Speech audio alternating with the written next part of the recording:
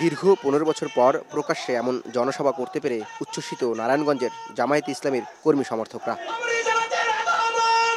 জামায়াতের নিবন্ধন বাতিল, নিষিদ্ধ কিংবা আওয়ামী শাসনামলে কোণঠাসা হয়ে যাওয়া দলটি হাসিনা পতনের পর এমন বড় পরিসরের সমাবেশ সফল করতে জেলার বিভিন্ন উপজেলা থেকে সকাল থেকেই জড়ো হয় জেলার ওসমানী পৌর স্টেডিয়াম মাঠে।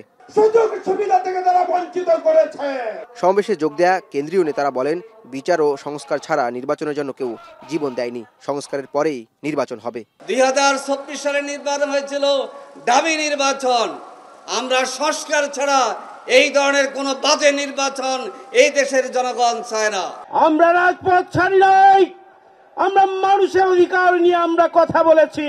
ভোট ভাতের অধিকার, ফ্যাসিস্ট মুক্ত বাংলাদেশ গড়ে তোলার জন্য বাংলাদেশ জামায়াত ইসলামী ভূমিকা পালন করেছে। প্রধান অতিথির বক্তব্যে জামায়াতের আমির শফিকুর রহমান বলেন, স্বাধীনতার পক্ষের কথা বলে সকল রাষ্ট্রীয় প্রতিষ্ঠান ধ্বংস করেছে আওয়ামী লীগ। পালিয়ে গিয়ে দেশকে অস্থিতিশীল করার চেষ্টা চালাচ্ছে তারা।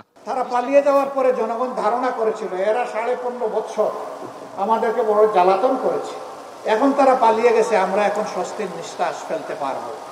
কিন্তু না, তারা পালিয়ে গিয়েও দেশকে অস্থির করার জন্য মাঝে মধ্যেই উস্কানিমূলক কর্মকাণ্ড করে থাকে। সেই রকমই একটা উস্কানি 2-1 দিন আগে তারা দিয়েছিলেন।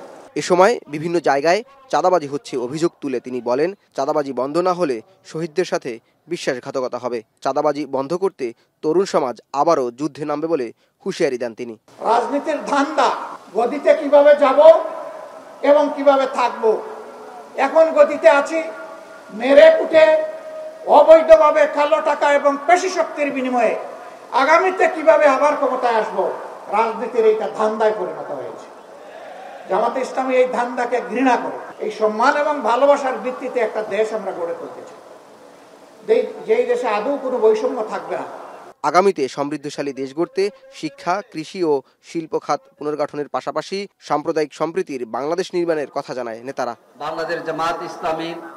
জাওয়াদ মাহমুদ, এখন নারায়ণগঞ্জ। একনল হ্যান্ড ওয়াশ 100% প্যারাবেন ফ্রি, তাই নিরাপদ হাতের জন্য আস্থা রাখুন একনলে।